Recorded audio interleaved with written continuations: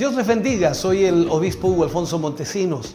La palabra de Dios para nuestras vidas está llena de esperanza y nos muestra los principales pilares de la fe en nuestro Señor Jesucristo. Te invito a ver con mucha atención el siguiente mensaje. Esperamos que esta palabra pueda bendecir y fortalecer tu vida. Te invito a ver el mensaje de Dios. Primera de Timoteo, capítulo 3, versículo 1 al 7. Leo la palabra del Señor y lo hago en el nombre de nuestro Señor Jesucristo. Palabra fiel: si alguno anhela obispado, buena obra desea. Pero es necesario que el obispo sea irreprensible, marido de una sola mujer, sobrio, prudente, decoroso, hospedador, apto para enseñar, no dado al vino, no pendenciero, no codicioso de ganancias deshonestas, sino amable, apacible, no avaro, que gobierne bien su casa, que tenga a sus hijos en sujeción con toda honestidad. Pues el que no sabe gobernar su propia casa, ¿cómo cuidará de la iglesia de Dios? No un neófito, no sea que envaneciéndose caiga en la condenación del diablo. También es necesario que tenga buen testimonio de los de afuera, para que no caiga en descrédito y el lazo del diablo. Oremos al Señor. Padre, en el nombre de Jesús vamos ante su presencia dando gracias en esta hora, porque nos permite, Señor, poder ver a través de su palabra lo que usted requiere y al mismo tiempo exige para cada uno de nosotros como líderes. Señor, en esta hora te pedimos que nos ayudes para que podamos tomar, Señor, lo que nos corresponde y aún más podamos abrir nuestra mente y corazón, Señor, y la sensibilidad a tu palabra esté allí. En el nombre de Jesús te pedimos, guíanos para tu gloria. Amén y amén, Señor. Fuerte ese aplauso de alabanza al Señor. Puede sentarse. Dios le bendiga. Lo que vamos a ver hoy día en este quinto tema, quinta lección, son las características bíblicas de un líder. Las características bíblicas de un líder. Cuando leemos lo que Pablo escribe, por supuesto, nos damos cuenta que él pone muchas características y al mismo tiempo esas características son las que hacen a una persona que de alguna manera, esa persona que quiera ser líder, realmente tiene que tener estas características. ¿Se ha preguntado usted alguna vez por qué la gente obedece a regañadientes a los líderes, mientras que otros lo siguen apasionadamente hasta el fin de la tierra? Existen estos dos polos opuestos: un grupo de personas que a regañadientes obedecen al líder y otros que lo siguen como si fueran lo más extraordinario. Veamos entonces bíblicamente qué es lo que corresponde.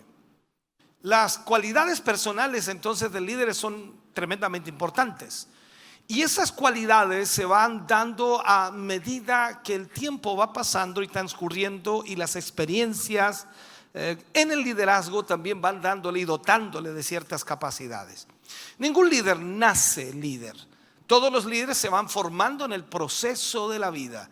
Por lo tanto, cuando vemos entonces que un líder lleva años trabajando en una obra, de hecho entonces irá siendo forjado a través de la palabra y a través de las experiencias mismas. Cuando vemos que un líder lleva demasiados años en la obra y aún no ha tenido un cambio, una transformación, entonces podríamos pensar incluso que se ha quedado pegado, estancado, y no ha crecido o no ha aprovechado las experiencias para poder madurar o poder entender ciertas cosas. Las cualidades personales del líder en realidad son tremendamente importantes, ya que esas cualidades contribuyen a su buena relación con todos los demás. Esas cualidades pueden inspirar a algunas personas, pueden comprometer a las personas, pueden conducir incluso a los seguidores al éxito o todo lo contrario. O sea, esto es importante. Dependiendo de las cualidades que tenga el líder, también la iglesia irá siendo forjada o proyectada o enfocada. La respuesta está entonces en las cualidades del carácter de la persona. Por tanto, los líderes deben interesarse primero en desarrollar las mejores cualidades que le ayuden de alguna forma a influir de manera eficaz y de manera especial en la gente. Así como deben estar muy dispuestos también cada líder a abandonar aquellas que son en realidad un tropiezo o entorpecen la obra del Señor. Nadie, absolutamente nadie, debe pensar que no necesita cambiar algo. Sería absurdo en nuestra posición como cristianos y creyentes pensar que no debemos cambiar nada en nuestra vida. Hay muchas cosas que cambiar, hay muchas cosas que arreglar. Entonces, en este sentido necesitamos poder ver qué es lo que tenemos que cambiar. Si nosotros, por decirlo así, evaluamos nuestra vida como creyentes, como cristianos, entonces vamos a poder darnos cuenta si hay algo que cambiar, y de eso dependerá todo nuestro éxito. Ahora bien, para el líder cristiano las características de su carácter deben estar, por supuesto, en armonía con los principios bíblicos. Esto no se trata de que usted diga yo tengo un buen carácter y la Biblia dice que no es un buen carácter lo que usted tiene. O sea, debe estar de acuerdo con los principios bíblicos. Pablo nos enumera al menos 19 características del líder cristiano. 19. Aquí voy a pedirle mucha paciencia porque como somos pocos vamos a alargarnos más. No, espero que no. Trataré de hacerlo todo en una hora. Ojalá concentrar todo en una hora. Ahora, cuando vemos estas características que Pablo, por supuesto, habla del cristiano, del líder cristiano, nosotros nos damos cuenta que pretender ser un líder y carecer de alguna de estas características no solo es una ofensa para nuestro Dios, sino que también nos vuelve ineficaces en nuestra labor. O sea, lo que nosotros debemos procurar, si hay alguna de estas características que no está en nuestra vida, debemos procurar alcanzarla, lograrla o tenerla para ser eficaces en la obra de Dios. En esto podemos estar muy seguros que esta lista de características pueden ser aplicadas no solo a los pastores, sino a todos los que ocupan un puesto de liderazgo dentro de la iglesia. Aquellos que tienen un cargo o al mismo tiempo la supervisión de algún área específica dentro de la obra del Señor. Vamos a estudiar de esta manera las características indispensables para el líder cristiano. La primera de ellas es la irreprensibilidad o ser irreprensible. Esto significa entonces que sin un buen testimonio no hay liderazgo cristiano. Esto es la primera pregunta que usted debe hacerse cuando se examina a sí mismo. ¿Tengo buen testimonio? ¿Tengo buen testimonio con los de adentro y también con los de afuera? Hablo de la gente que lo conoce a usted. La gente que no le conoce puede hablar mil cosas, puede hablar incluso barbaridades de usted. Pero la gente que le conoce, ¿qué dice de usted? ¿Tiene usted buen testimonio? De la palabra irreprensible se traduce, por supuesto, esta palabra de la palabra griega anepileptos, que literalmente significa sin acusación alguna como resultado de una investigación pública. O sea, si a usted le hacen una investigación pública, ¿cómo saldría? Es una buena pregunta, ¿no? Esto significa entonces que el líder cristiano debe ser una persona que goza de una buena reputación. Hoy en día vivimos, por supuesto, en un mundo de doble moral, donde la integridad se ha abandonado, donde la integridad se ha perdido, pero para el cristiano el testimonio o la buena reputación son indispensables para tener un liderazgo efectivo, un liderazgo de éxito. De hecho, es tan importante que figuran entre las cualidades de la iglesia, increíblemente esa iglesia primitiva, que buscaba para los diferentes ministerios que tenían en realidad dentro de la misma iglesia, gente de buen testimonio. Usted lo ve en los principios cuando vemos el libro de los Hechos, que ellos buscaban gente con buen testimonio. O sea, lo que nosotros debemos procurar en nuestra iglesia es tener líderes, primero, de buen testimonio. Que no esté entredicho el testimonio de aquella persona que va a ocupar una responsabilidad. Entonces el carácter es mucho más importante que la capacidad en este sentido. O sea, mucha gente escoge por la capacidad y no por el carácter. Dice, es que el hermano sabe hacer esto, pero el problema es que su carácter es malo. Entonces nosotros no podemos escoger por la capacidad, aunque sea muy buena, si el carácter no es adecuado. Por esa razón vemos que la iglesia primitiva escogía a los diáconos en este caso y también a muchos otros por su testimonio. Ahora, así como las habilidades que podamos tener pueden enseñarse, porque es una verdad, las habilidades se pueden aprender, pero el carácter demostrado por la fidelidad es evidencia del fruto de Dios en la vida del creyente. Y el carácter en realidad no es que se aprenda, es algo que debe ser cambiado. Debe ser cambiado, transformado, o sea, trabajado en nuestra vida. El mal testimonio refleja delante de la congregación un desprestigio de la imagen del líder. Su relación con Dios se rompe por su falta de integridad automáticamente, y esto produce una falta de autoridad y al mismo tiempo la efectividad de su ministerio ya comienza a perderse y en consecuencia el diablo toma ventaja en todo esto. Ese es un problema serio. Entonces tiene que haber buen testimonio. Lo segundo que dice Pablo cuando habla del liderazgo y sobre todo cuando habla aquí de los obispos, dice marido de una sola mujer. El liderazgo cristiano demanda pureza sexual. Marido de una sola mujer. Esta declaración se puede evaluar desde dos puntos de vista diferentes. Aquí quizás voy a ampliarme un poquito más porque hay una situación muy compleja en grandes ministerios y en todo el mundo hoy día concerniente a esta situación. El líder cristiano debe ser preferentemente casado. Eso no significa que alguna persona que no sea casada no pueda ocupar un cargo, pero hay que tener cuidado con qué cargo va a ocupar. Si bien es cierto, un hombre casado sugiere a alguien con mayor experiencia en las cuestiones, primero, de la familia, en el matrimonio, por tanto podrá guiar, dirigir, enfocar bien a la iglesia. Ahora, esto no es una regla absoluta, ya que un soltero también puede desempeñar cargos de liderazgo y a veces mucho más efectivamente que un casado. ¿Por qué? Por el tiempo que tiene. Porque no tiene que cuidar a una esposa o cuidar hijos, por decirlo así. Entonces podría cumplir ciertas labores de liderazgo que le permiten con el tiempo que tiene ejecutarlas mejor. Lo vemos también en la iglesia primitiva cuando escogieron a diáconos, ¿cierto? Y algunos de ellos no eran casados. ¿Se acuerdan de Esteban, no? No se habla nada si era casado o no, y se cree incluso que era soltero porque era demasiado joven.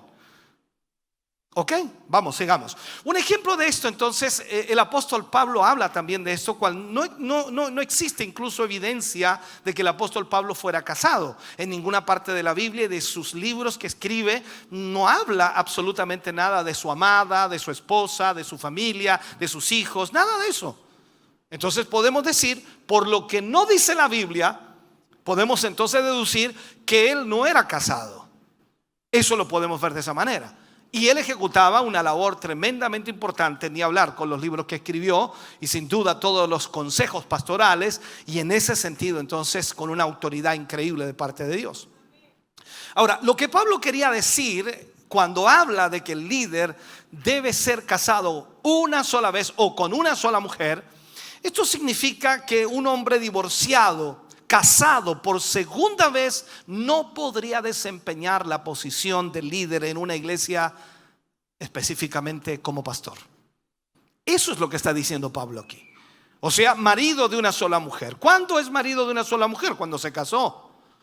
Dice, no, pero es que yo me divorcié y mi esposa está viviendo con otro hombre, yo me busqué otra mujer y yo puedo ejercer el pastorado. No, Pablo dice que no. marido de una sola mujer. Significa entonces que si su esposa muere, fallece, usted queda viudo y usted es líder, usted puede volver a casarse si así lo decide. ¿Me entiende? Si quiere pasar nuevamente por ese terror. No, estoy bromeando, es una broma. Ya no se sientan mal. Es una broma. No se gocen los hermanos con lo que acabo de decir. Ya. Entonces, si usted quiere nuevamente casarse, eso es su decisión personal, pero ya no es un problema para que usted pueda ejercer. ¿Por qué? Porque usted tiene una sola mujer. Su otra mujer falleció, está viudo. Pablo también lo enfoca de esa manera. Ahora, esta interpretación se desprende, por supuesto, de otra traducción que se le da a la palabra griega mía, lo cual no solo se puede traducir como una, sino también como primera. O sea, es como dice la primera esposa. Por lo que en el texto podría leerse esposa, ¿cierto? Que es la primera, o el esposo de su primera mujer. Así podríamos también denominarlo. En el mundo antiguo, recuerde usted que existía una costumbre que avalaba la poligamia. Es decir, que un hombre pudiera tener más de una mujer. Esta costumbre incluso fue practicada por muchos hombres de Dios, como Abraham, como Jacob, como David, y ni hablar de Salomón. Pero, por lo que se logra ver en las historias de estos hombres, nunca fue la voluntad de Dios. Y aquí nosotros nos dejamos decir, pero ¿cómo no fue la voluntad de Dios? Y ellos lo hicieron. Nunca fue la voluntad de Dios. Jesús habló en el Nuevo Testamento y dice que por la dureza del corazón, Dios le permitió a Moisés, en otras palabras, entregarle carta de divorcio, o que el pueblo le entregara carta de divorcio a su mujer y se separara. Pero al principio no fue así. O sea, está diciendo, el principio sigue firme. No puede cambiar, no puede variar. Si nosotros somos hijos de Dios, no podemos desvariar en eso. Vivimos en un mundo donde los pecados sexuales han corrompido lastimosamente a nuestros líderes, a presidentes de grandes naciones, oficiales de alto rango, líderes de empresas, incluso pastores y evangelistas se han visto involucrados en grandes escándalos sexuales, que es lamentable. Los pecados sexuales figuran en las primeras causas por las cuales un ministro del evangelio cae. Hay tres tipos de pecados que pueden producir la caída de cualquier líder. Está la inmoralidad sexual, el amor al dinero y el amor a la prominencia, o sea, la soberbia, el orgullo humano, ese deseo de ser el primero, el más conocido, el más famoso, el más grande. Ese es un problema que sin duda nosotros debemos estar muy alerta. Tercero, Pablo habla y dice que el líder tiene que ser sobrio, o sea, el líder debe saber tener dominio de sí mismo, a eso se refiere. Podemos decir que una persona sobria es alguien que siempre vigila su propia vida y mantiene un equilibrio en sus emociones. Es estable, es firme y sus pensamientos son claros. O sea, uno de los mayores desafíos del ser humano es controlarse a sí mismo. Nosotros nos descontrolamos con mucha facilidad. No dígame muy fuerte, pero es una verdad. Nos descontrolamos con mucha facilidad. Los que tienen autos se nos pierden las llaves y ya estamos descontrolados. Amén. ¿O no? Me equivoqué. No, son de otro lugar ustedes. Ya. Entonces el mismo Pablo entendió que a pesar de su libertad en Cristo, tenía que tener su mente, su cuerpo en servidumbre y completo control para servir a Dios. Ahora, el líder entonces tiene que ser alguien no demasiado serio, pero tampoco un payaso. Esta palabra implica el dominio propio, control de su espíritu, lo que necesitamos para poder de alguna manera llorar con los que lloran y reír con los que ríen. O sea, no puede hacer lo contrario. Si todos están riendo, no se va a poner a llorar. Si todos están llorando, no se va a poner a reír. O sea, usted tiene que tener control de sí mismo. Y a eso habla Pablo entonces de ser sobrio. Luego pone el cuarto punto, son 19, así que por eso voy rápido, ¿ya? Prudente.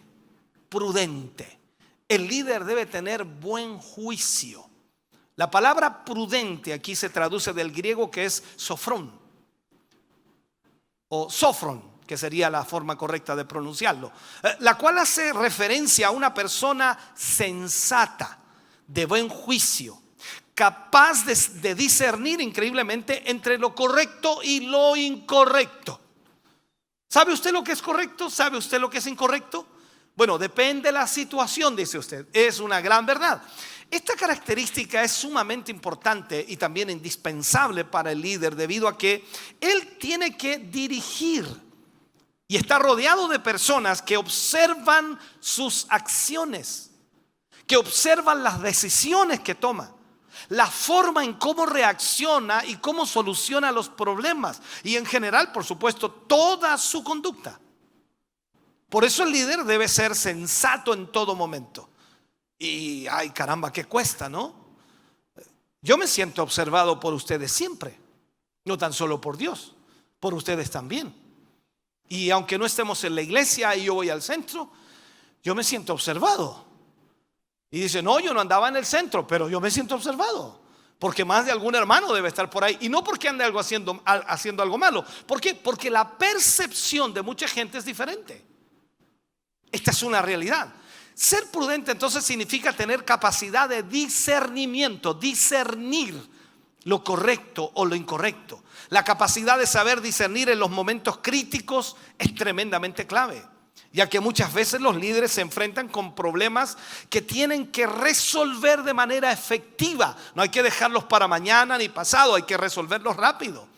El hombre prudente entonces debe pensar con moderación. Nunca, absolutamente nunca debe tener un concepto demasiado alto de sí mismo, ni demasiado bajo de sí mismo. Debe ser equilibrado. O sea, no puede ser una persona que pasa en las nubes o una persona que pasa en el piso pisoteado, por decirlo así. Tiene que tener un equilibrio.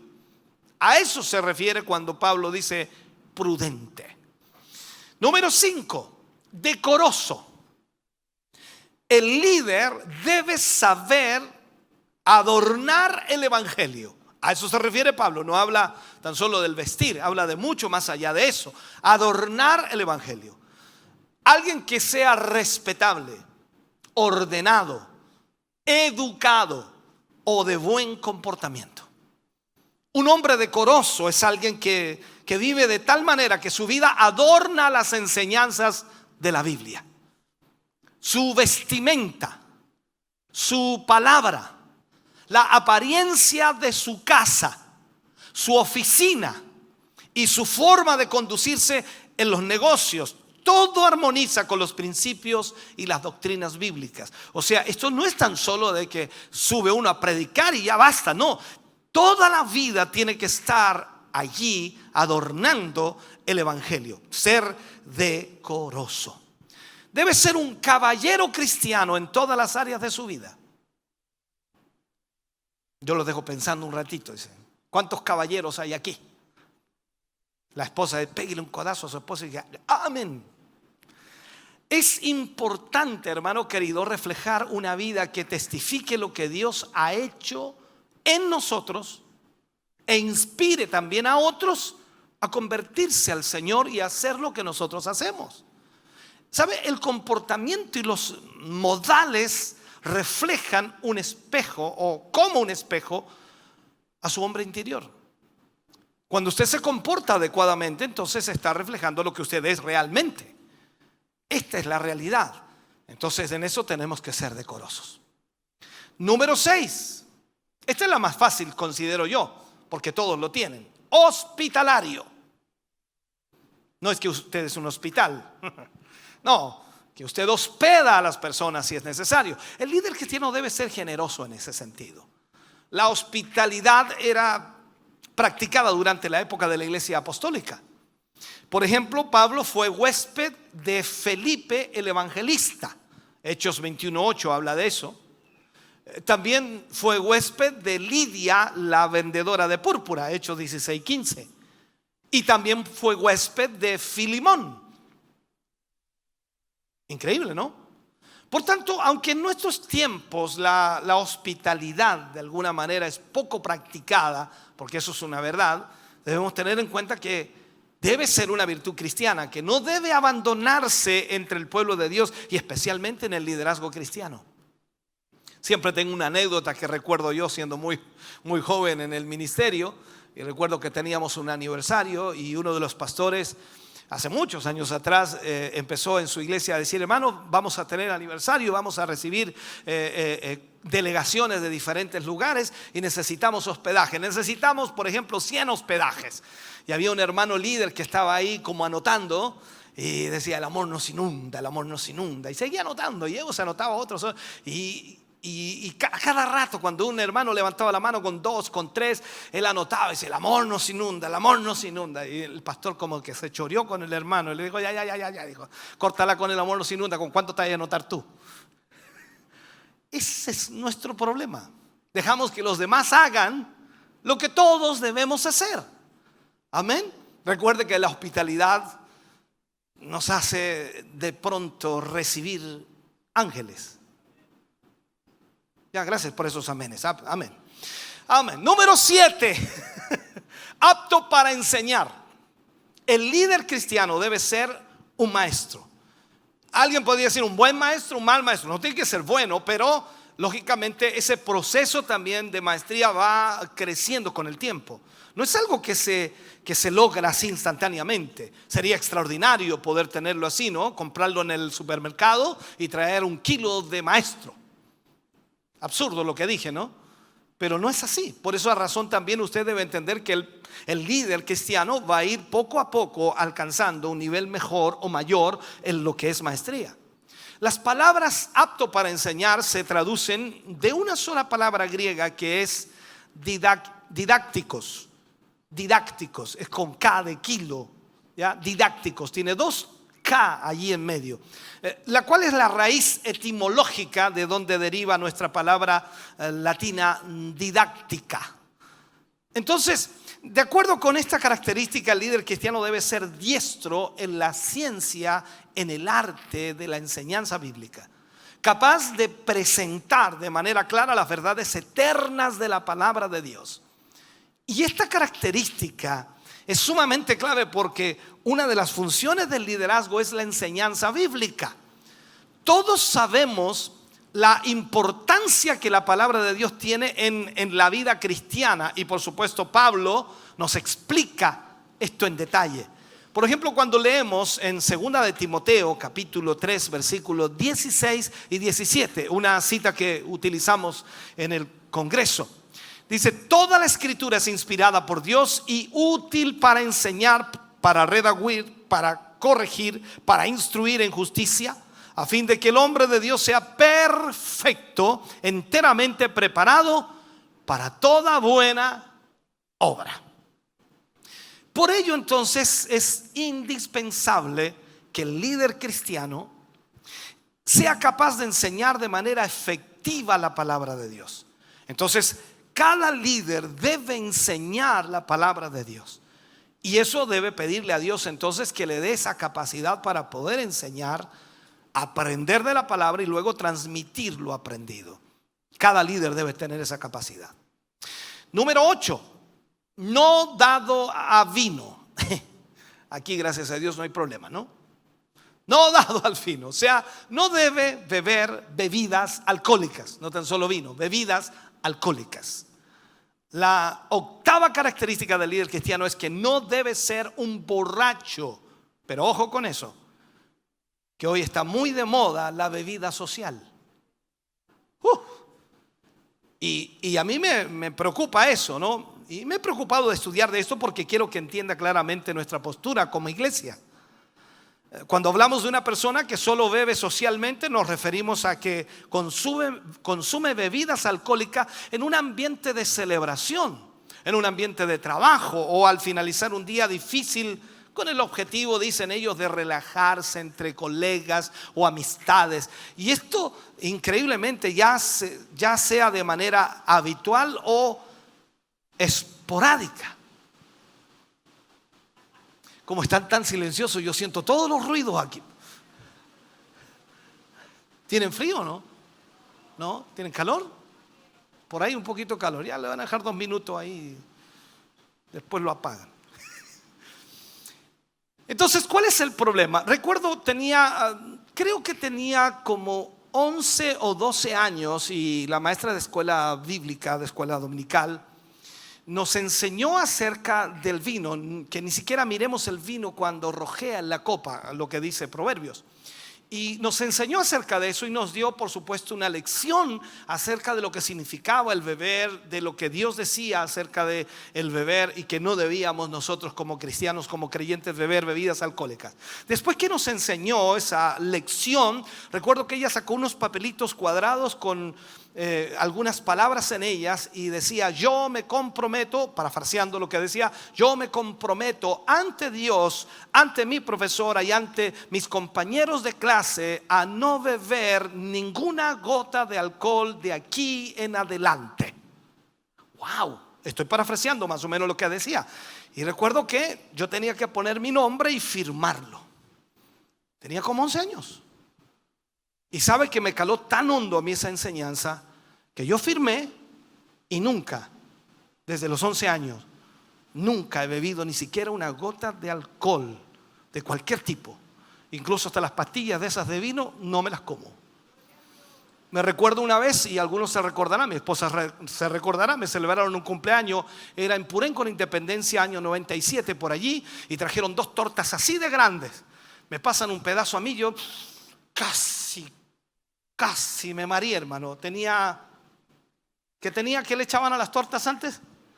Aguardiente, algo así. Y la cosa es que yo no me la comí. Y dije: hermano, yo no pruebo eso. Pero ¿cómo? ¿Por qué, pastor? Si se le echa un poquito para que no quede tan seca. Yo le dije: no, yo no me como eso. La otra no tenía nada, así que la otra yo me la comí. Y la torta se perdió, no sé quién se la llevó. Hasta el día de hoy no sé quién, pero dije yo, a lo mejor lo voy a ver borracho por aquí. O sea, he llegado a ese extremo. ¿Por qué? Porque cuando uno hace un compromiso con Dios, entonces debe respetar ese compromiso.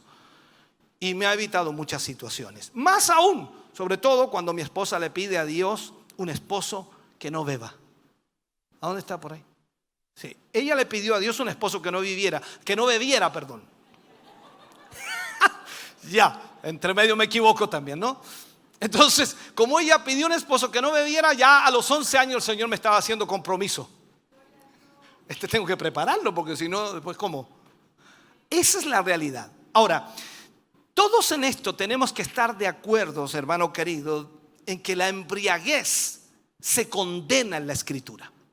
Las historias bíblicas como Noé y sus hijos en Génesis 9, 20, 27, la de Lot con sus hijas en Génesis 19, muestran de manera vivida la borrachera, con frecuencia que lleva, por supuesto, a fines trágicos, complejos, delicados.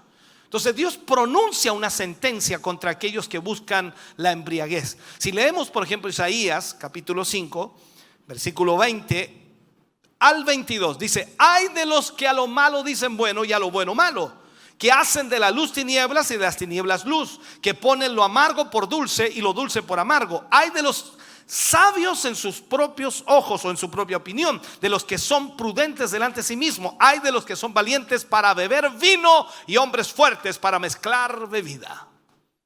Hay una ahí. Así que ni mezclado. Además, el apóstol Pablo incluye a la embriaguez en su enumeración de las obras de la carne. Declara Pablo entonces que la embriaguez impedirá que alguien herede el reino de los cielos. Veámoslo, Gálatas capítulo 5, versículo 19 al 21, dice: y manifiestas son las obras de la carne, que son adulterio, fornicación, inmundicia, laxivia, idolatría, hechicerías, enemistades, pleitos, celos, iras, contiendas, disensiones, herejías, envidias, homicidios, borracheras, orgías y cosas semejantes a estas, acerca de las cuales os amonesto, como ya os lo he dicho antes, que los que practican tales cosas no heredarán el reino de Dios. Es que yo bebo un poquito, no me interesa. O sea, yo quiero que entienda, esa es nuestra posición. Pablo recuerda a los creyentes en Corinto que algunos de ellos eran borrachos antes de que Cristo los limpiara y los justificara. Lo cual implica que tal conducta, por supuesto, debe abandonarse cuando uno recibe la salvación.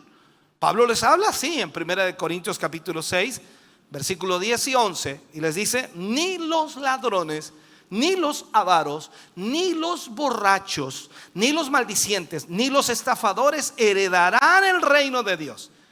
Y esto erais algunos, mas ya habéis sido lavados, ya habéis sido santificados, ya habéis sido justificados en el nombre del Señor Jesús y por el Espíritu de nuestro Dios.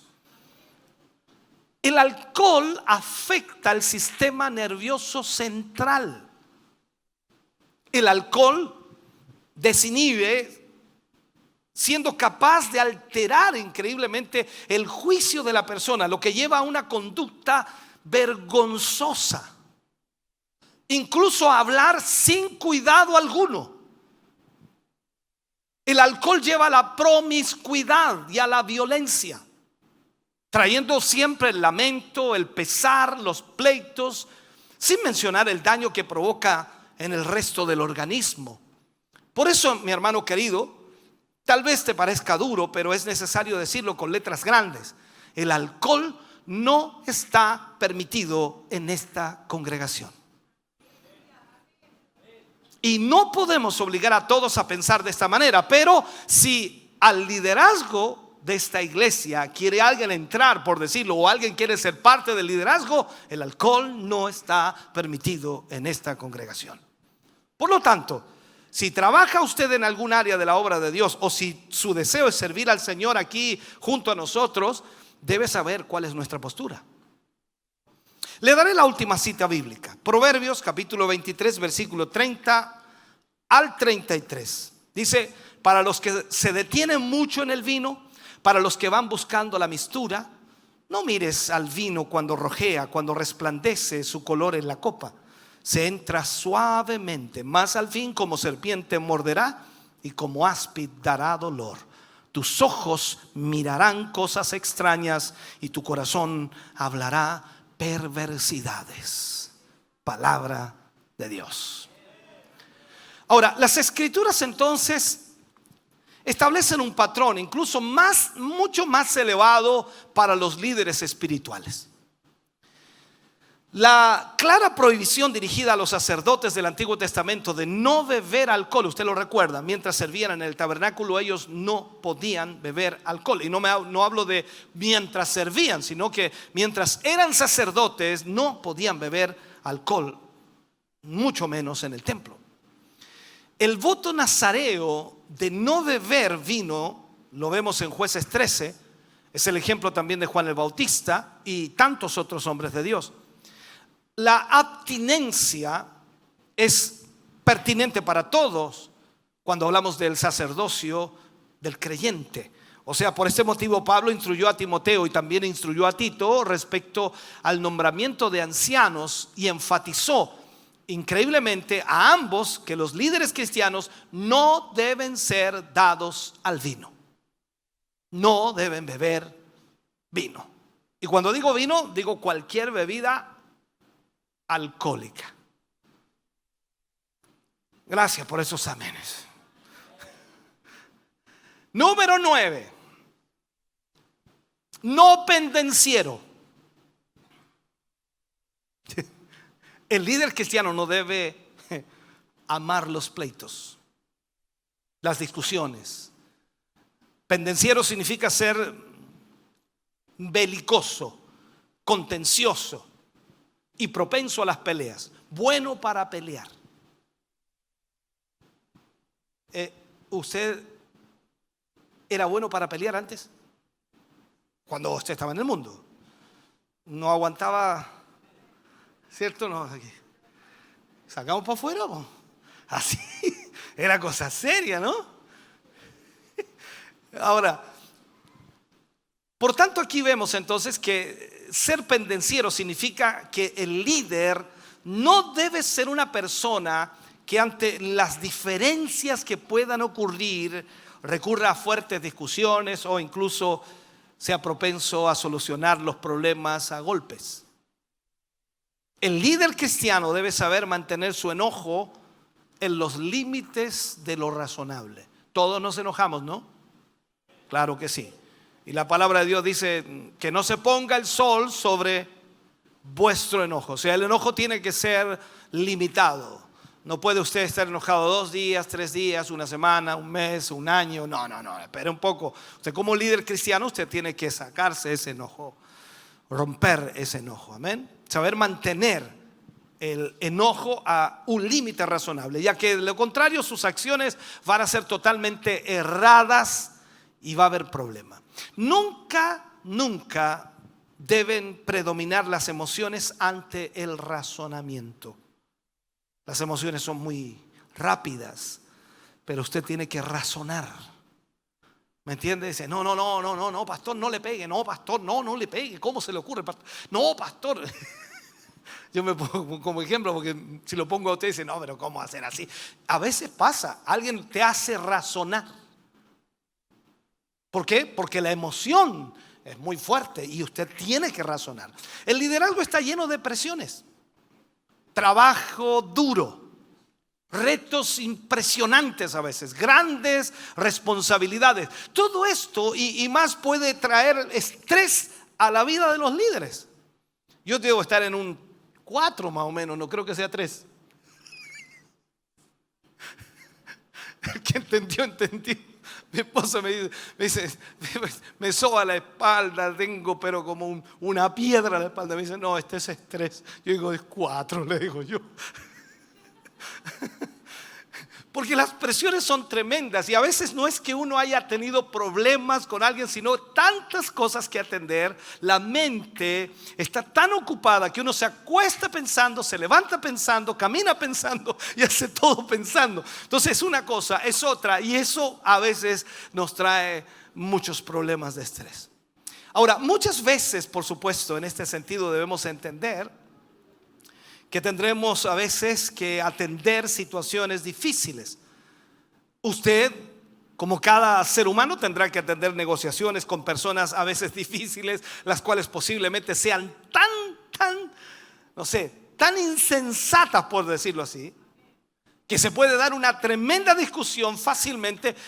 Y si el líder no posee esta característica, dice alguien por ahí, si no posee entonces esta característica de no ser pendenciero, termina en una discusión, pero del porte de un buque. ¿Lo dije bien? Ok. Número 10. No iracundo. El líder no debe guardar raíces de amargura. ¿Cómo está usted en eso ahí? Como hermano dice, este me la hizo, me la paga. Ojo por ojo, diente por diente, dice usted. No, este no lo paso. No, este lo mastico, pero no lo trago. Me estoy diciendo frases que usted conoce, pero desde chico, ¿no? Pero en eso no podemos ser así. No podemos ser iracundo, no podemos guardar raíces de amargura. La palabra iracundo proviene del griego órgilos, la cual significa alguien que es propenso a la ira. Se molesta fácilmente, pero no porque se moleste porque sí, sino porque tiene alguna razón para molestarse. Existe una gran diferencia entre enojarse y estar airado. El enojo tiene que ver con una emoción pasajera, pero la ira se refiere a un estado permanente de rabia, producto de fuertes resentimientos, o sea, producto de alguna circunstancia o alguna situación que ocurrió. A veces yo le daba ejemplo a los hermanos de esto cuando de pronto usted venía al culto, venía a la iglesia, ¿cierto? Y estaba feliz alabando al Señor, aleluya, y se daba vuelta para allá, para mirar y de repente veía al hermano, a ese que le debe plata. Y se le acababa el gozo. Y usted en su mente dice, ¿cómo puede estar aquí este sinvergüenza?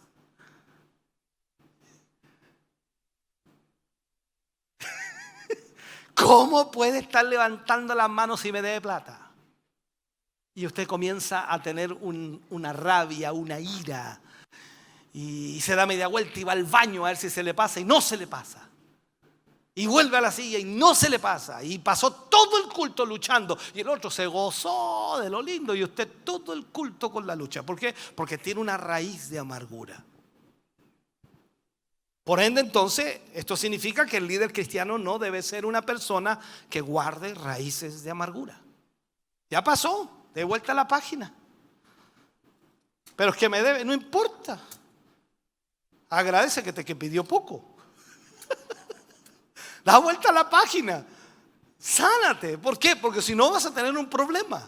Vamos a tener conflicto con muchas personas, con situaciones que a veces no tienen nada que ver contigo o puedan tener que ver contigo, pero lo importante es que no guardes raíces de amargura. La Biblia exhorta a los hombres a que no termine el día con su enojo, o sea, que ese enojo no permanezca allí cuando termine el día, ya que este es considerado pecado si nosotros estamos así. Que no se ponga el sol sobre vuestro enojo. Algunos lo aplican solamente al matrimonio. Dicen como cuando la pareja pelea, antes de irse a acostarse tienen que reconciliarse, porque si no se pueden dormir así enojados, y si viene Cristo se pierden. No tan solo habla de la pareja, habla de todos nosotros. Usted no se puede ir enojado con su hermano. Hoy día existe tanta tecnología, tantas redes sociales. Usted mándele un WhatsApp por último y dice: hermano, te perdono por lo que me hiciste, porque te pasaste con lo que me hiciste. No, o ya, pues corte, pare.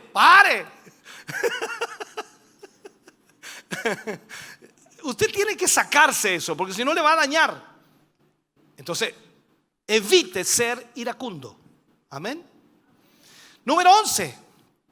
Voy rápido, no codicioso de ganancias deshonestas. O sea, no debe ser esclavo del dinero. Todos necesitamos dinero, ¿cierto? Absolutamente todos. Para comprar algo, para alimentarnos, para movernos, para trabajar, para hacer lo que sea. Necesitamos dinero. Unos necesitan más que otros, en fin, todos necesitamos dinero. Ahora, en el original griego dice literalmente que no debe hacer riquezas de manera deshonesta. O sea, se traduce de la palabra griega, esta es difícil esta palabra, aisrokerdes. No la tengo para escribirla ahí, no, pero el pecado de la codicia del dinero o la codicia al dinero es otra de las causas por las cuales caen los líderes en las iglesias. Especialmente porque se manejan cantidades de dinero que generalmente pasan por sus manos. Y de allí, por supuesto, las características que deben existir en los hombres de Dios, que es indispensable para el líder eclesiástico que el hombre no tenga amor al dinero. Muchas veces nos han dicho a nosotros: pastor, ¿a usted le interesa el dinero? Yo le digo: sí, hermano, pero para hacer la obra de Dios. Para eso nos interesa el dinero. Porque sería ilógico que si yo le dijera: no, hermano, no nos interesa el dinero. Entonces, ¿para qué pide ofrenda? Es lógico, ¿no? Entonces, no, nos interesa el dinero para hacer la obra de Dios, pero no lo estamos haciendo de manera deshonesta. Lo estamos haciendo de la manera que la Biblia nos enseña: pedid y se os dará. Cada uno decide si da o no da. Pero en este sentido, entonces, debemos tener cuidado. En las Sagradas Escrituras podemos ver cómo el pecado del amor al dinero llevó, por supuesto, a muchos hombres a la ruina. Como por ejemplo, Balaam, quien desobedeció a Dios por la paga que Balac le entregaba para que maldijera a Israel. Jesse, el siervo de Eliseo, ¿recuerda usted cuando Naamán se curó de la lepra? Y Eliseo no le pidió absolutamente nada, pero Jesse dijo: pero ¿cómo no le vamos a pedir nada? Y corrió a escondidas de su amo a pedirle dinero y a pedirle túnicas. Y la codicia lo llevó a tener la misma lepra de Naamán. El mismo Judas, por mencionar solamente algunos, siendo tesorero del grupo de los apóstoles del Señor. ¿Qué es lo que hacía Judas? Robaba de la bolsa. Y se atrevió a vender a su propio maestro por 30 monedas de plata. O sea, el amor al dinero es serio, complicado. El mismo Señor advirtió que no se podían servir a dos señores, porque amaríamos al uno y aborreceríamos al otro. Dios no está en contra de que sus hijos prosperen económicamente, no estoy diciendo eso. Tampoco está en contra de que tengan mucho dinero, tampoco está en contra de eso.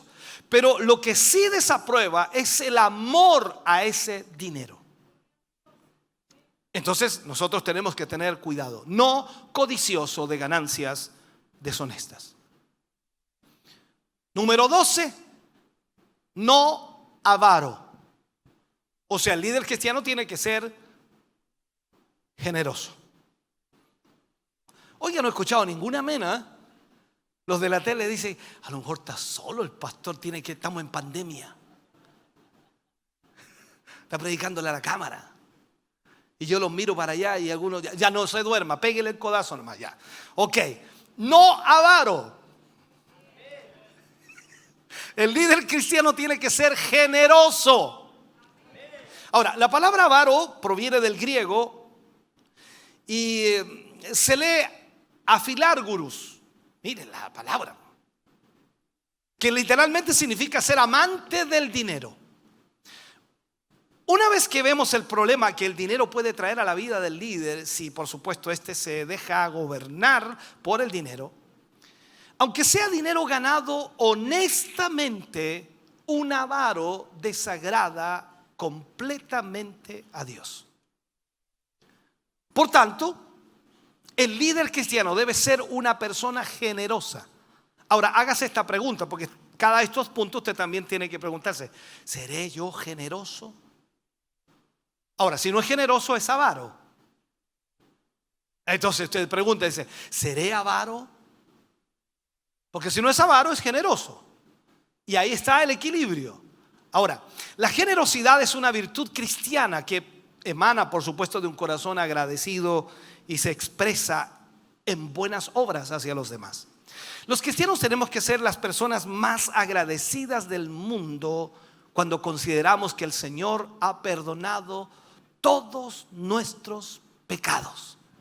Échale, hermano. ¿Cuánto te habría costado limpiar tu hoja de vida si el Señor no te hubiera perdonado?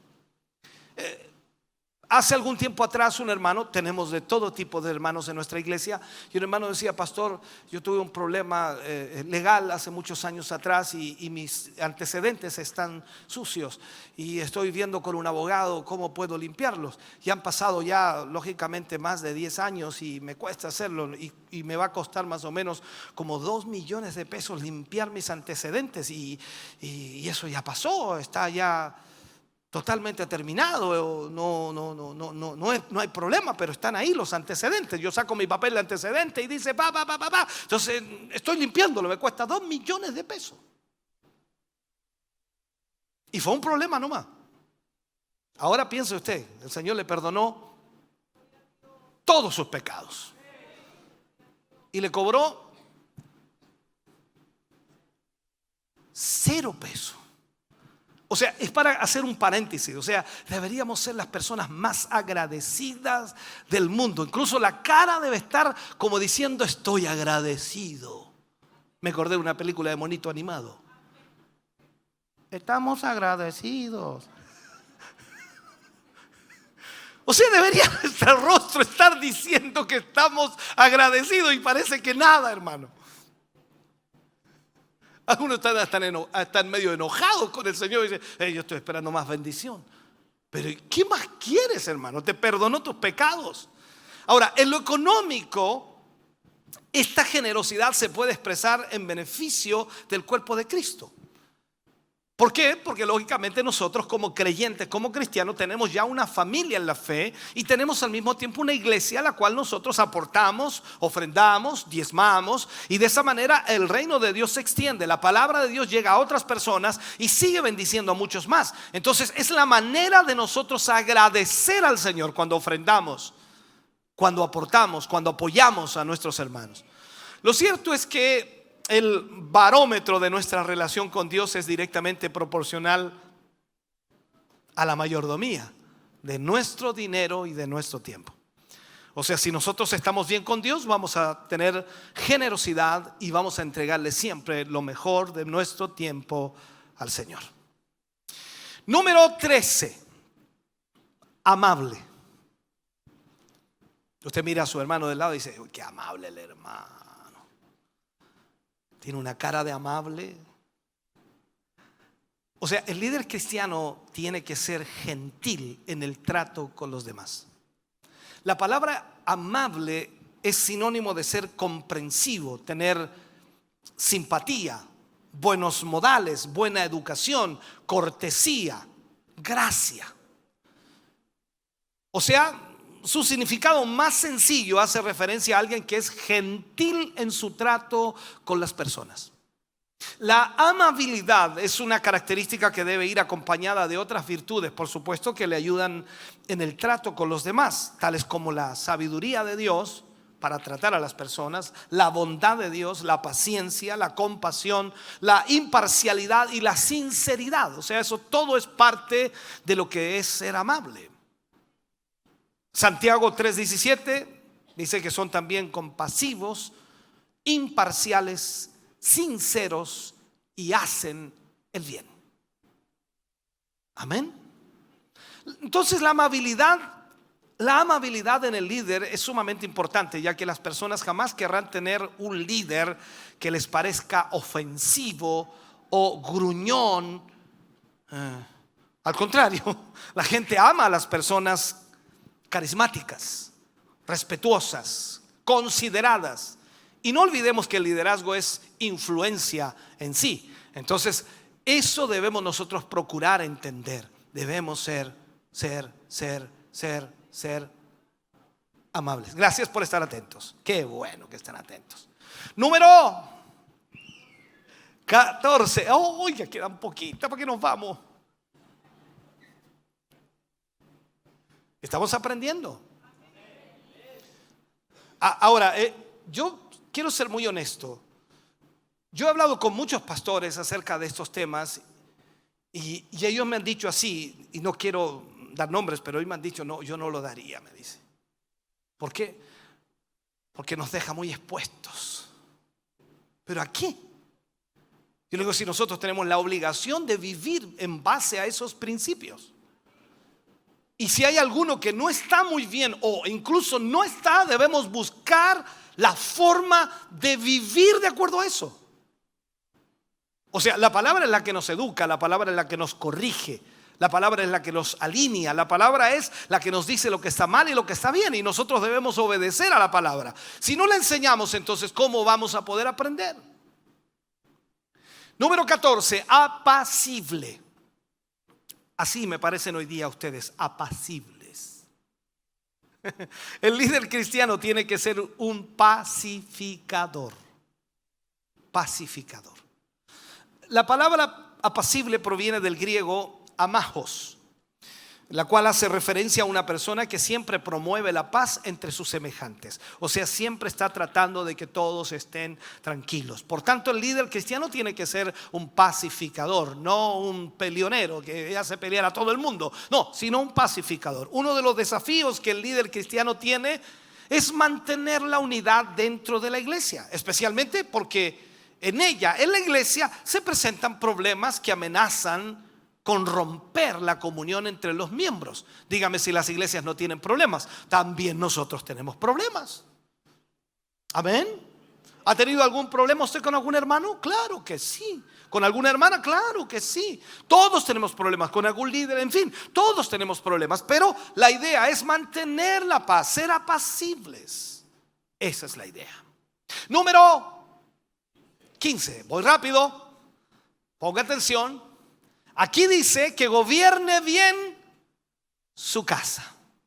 O sea, el líder debe tener su hogar en orden. En este sentido, hermano querido, es importante que el líder cristiano sea un buen gobernador, no solo de la obra de Dios, sino también de su hogar. El líder debe ser capaz de gobernar con sabiduría su propia familia. Como consecuencia de ello, entonces, ser capaz de tener a sus hijos en completa sujeción. La palabra sujeción involucra la idea de alguien obediente que se somete con respeto a la autoridad que tiene. Y en ese sentido, entonces, los hijos de los líderes deben ser un ejemplo porque se someten a su padre o a su liderazgo, al liderazgo de su padre, y de esa manera entonces ellos están gobernando su casa, los padres en este caso. El deseo del Señor es que no descuidemos nuestra familia por el servicio de su obra. Es necesario entonces encontrar el equilibrio perfecto. El hogar es fundamento de la sociedad. Y Satanás lastimosamente tiene muchas estrategias para destruir el hogar de un cristiano, y con mayor razón el de un líder. Entonces en esto tenemos que llegar a un equilibrio. Me preguntaban hace semanas atrás, me preguntaban cuál era la situación. Incluso también en una reunión de líderes acá salió la pregunta, y un hermano me pregunta, dice, ¿qué puedo hacer yo si mi hijo no se somete a mi sujeción? Ahora, hay una realidad cuando la persona tiene hijos que son sujetos a él en el sentido mientras estén bajo el mismo techo. Si su hijo se casa, como dice el refrán, ya es harina de otro costal. Usted va a hacer todo lo posible para que ese hijo que está casado o esa hija que está casada siga sirviendo al Señor y siga bajo la dirección de Dios. Pero la responsabilidad mayor usted la tiene con quienes están bajo su techo. Y eso a veces se olvida, se malinterpreta, porque yo no puedo ir por decirlo así, yo no puedo ir a mandar en el matrimonio de mi hija o en el matrimonio de mi hijo.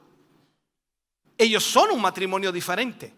Yo puedo aconsejar, puedo guiar, puedo dirigir cuando ellos me permitan aconsejar, pero si no, yo tengo que tener el respeto de que ellos tomen sus decisiones.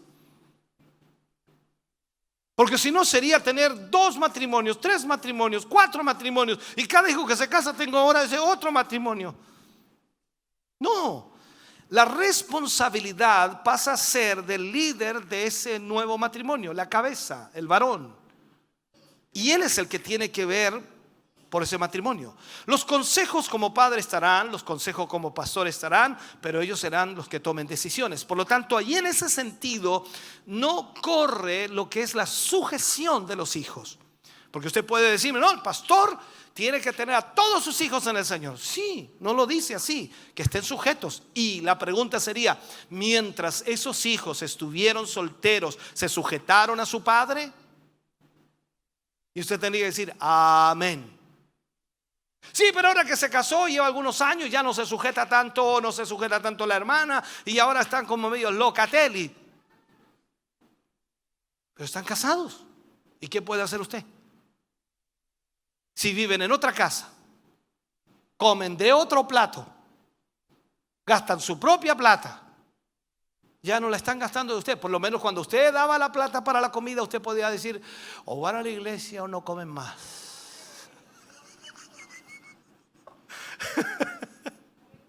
O sea, tenía algún argumento para poder de alguna manera presionar a que sus hijos se sujetaran.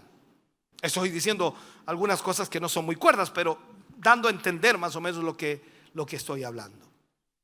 Entonces, Satanás trabaja con muchas estrategias para destruir los hogares de los cristianos, y sobre todo hablando de los líderes. Porque como deben ser ejemplo, entonces ataca con toda su furia a los líderes. Y en eso también la iglesia siempre debe estar orando, no tan solo por su pastor, no tan solo por el matrimonio pastoral, sino también por la familia pastoral. Porque como tienen que ser ejemplo, entonces la presión es mucho mayor sobre ellos. Amén. No un neófito. Número 16, no un neófito. El líder cristiano no debe ser un recién convertido. Esto es tremendamente delicado. La palabra neófito proviene del griego neofutos, que hace referencia a alguien nuevo en un puesto o en una experiencia. Pero en este contexto se refiere a un líder cristiano. No debe ser alguien que se haya convertido al Señor y hace muy poco tiempo que lleva dentro de la iglesia. En la Biblia podemos ver cómo los grandes líderes pasaron por un proceso de formación antes de asumir sus puestos, su liderazgo. Por ejemplo, Moisés dice que pasó 40 años en el desierto antes de recibir el llamamiento del Señor. ¿Y qué estuvo cuidando Moisés en esos 40 años? Ovejas. Y después de cuidar ovejas, fue a cuidar al pueblo. O sea, Dios lo entrenó a través de las ovejas. Trabajó en él, en su carácter, en su liderazgo. Y eso debemos entenderlo. Vemos también a Josué, que pasó al servicio de Moisés antes de ser el líder que condujo a Israel a la conquista de la tierra prometida. No fue un neófito, no fue una persona recién aparecida. Eliseo pasó un buen tiempo sirviendo a Elías antes de sucederle, y aún el mismo apóstol Pablo pasó 3 años en Arabia preparándose y luego acudió a los apóstoles, siendo compañero incluso de Bernabé antes de comenzar sus viajes misioneros.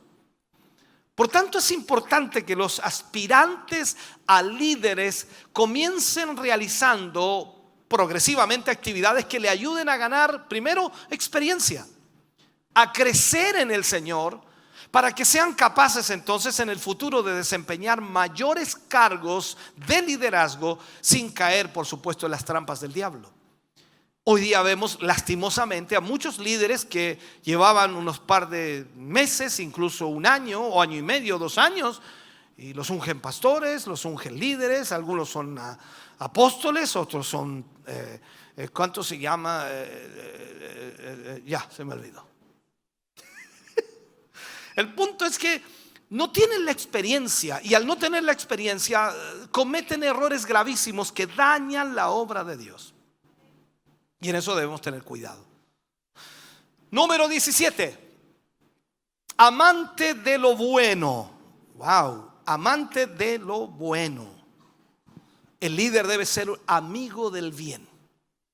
El líder tiene que ser una persona madura cuya prioridad es tener compañerismo con la gente buena, que hace cosas buenas y participa en actividades que reflejan la buena, agradable y perfecta voluntad de Dios. O sea, el líder debe tener cuidado con quién se asocia y con quién trabaja y con quién camina. La Biblia nos enseña entonces que como cristianos debemos alejarnos de toda inmundicia y practicar todo lo bueno, tanto de la palabra o de palabra como de pensamiento y como de acción.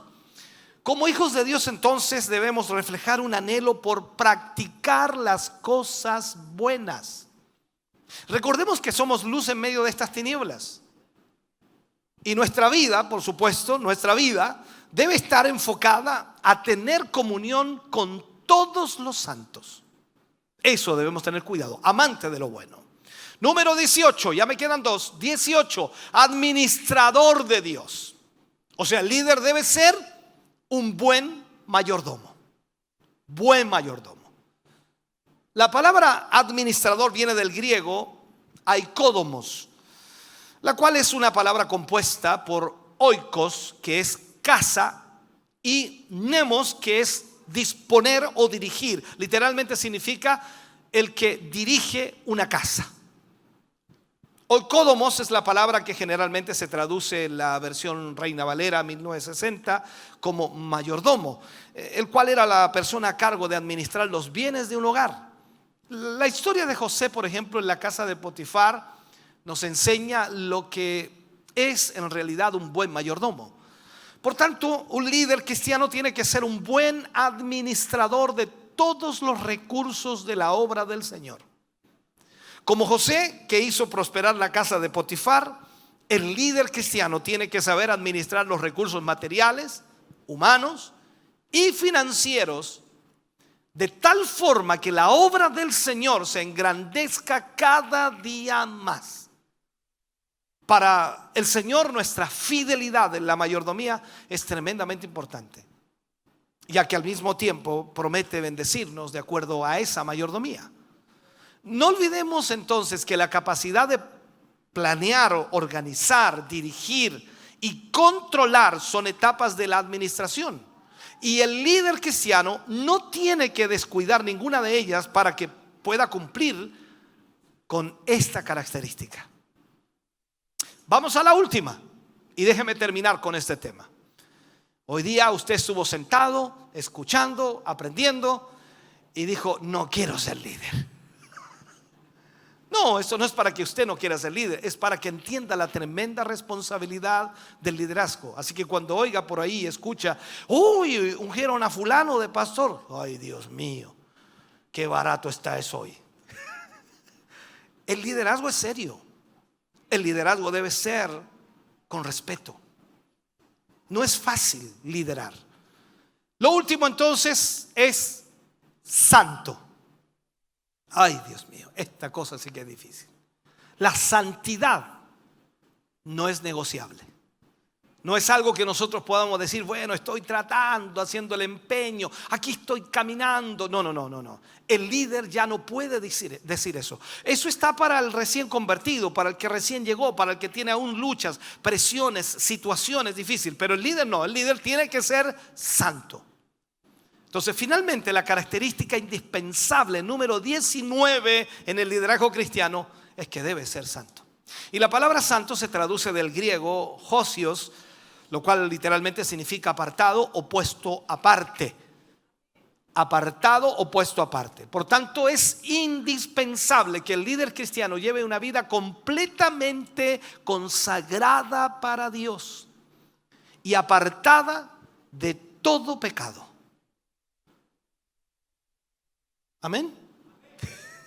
Como cristianos, entonces, tenemos que estar conscientes que aunque somos santos por medio del sacrificio de Cristo, esto no quita la responsabilidad que tenemos de perfeccionar nuestra santidad día a día. O sea, esto no puede ser que yo diga, no, yo soy santo por medio de Cristo Jesús, así que Él me santificó, Él me hizo santo, así que yo no tengo que hacer ningún esfuerzo porque Él ya me santificó. No, yo debo cada día buscar la santidad en el Señor, día tras día.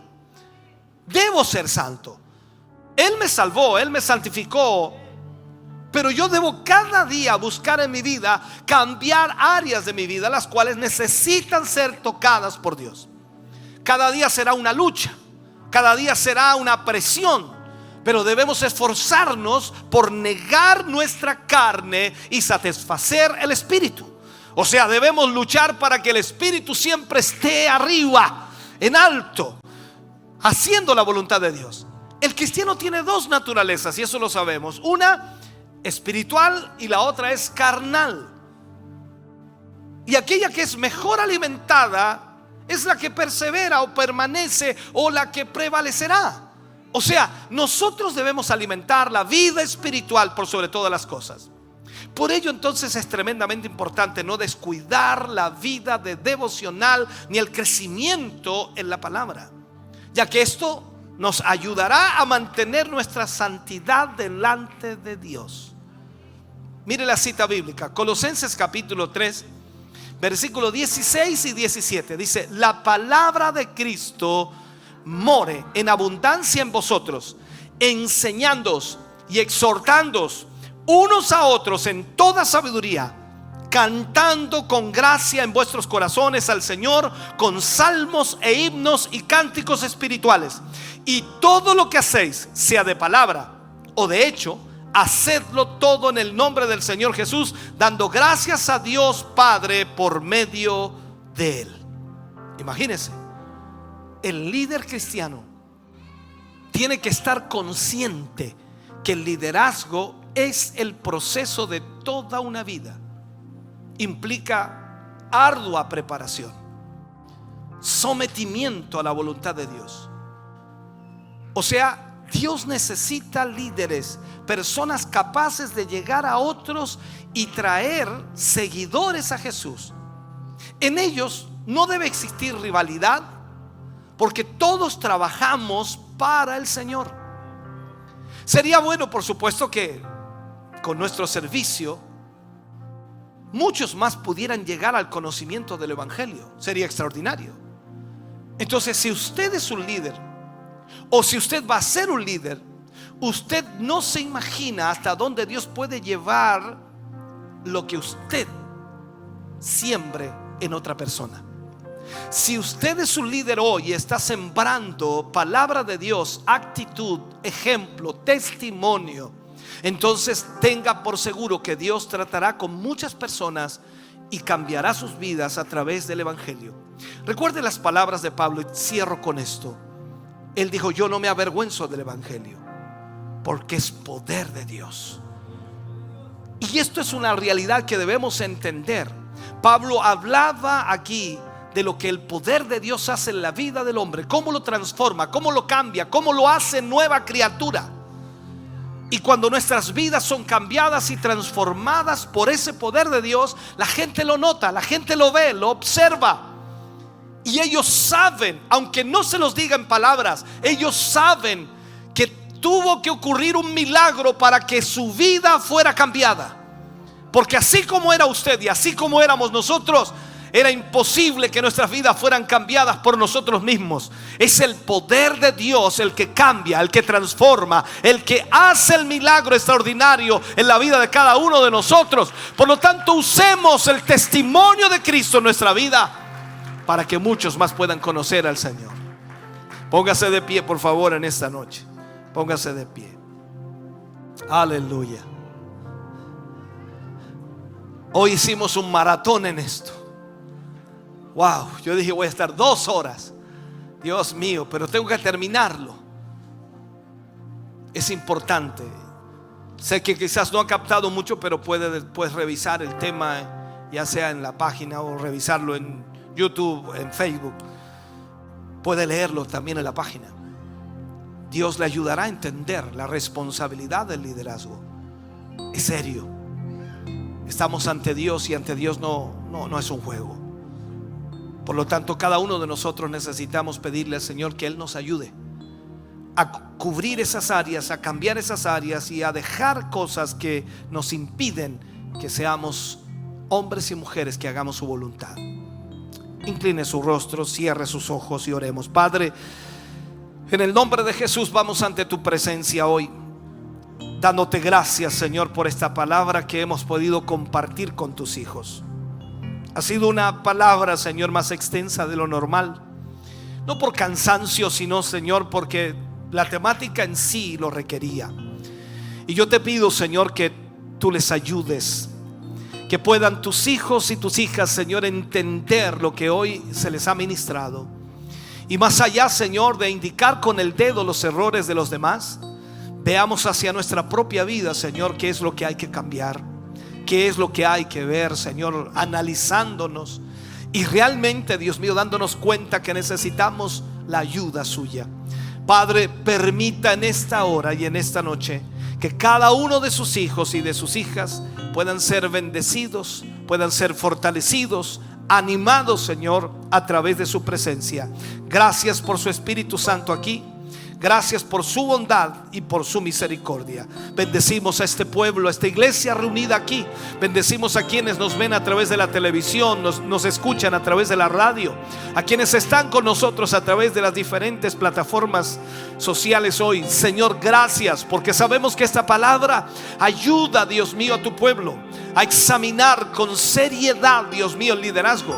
Y a ver, Señor, que no es algo fácil, que no es algo, Dios mío, ligero, sino es algo que se debe tomar con responsabilidad.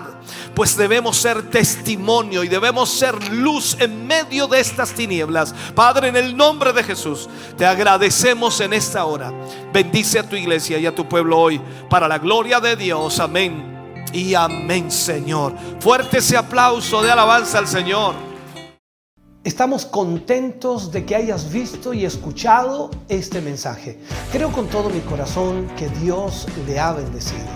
Quiero invitarles a suscribirse a mis redes sociales, donde tenemos contenido que le ayudará a alimentar su vida espiritual.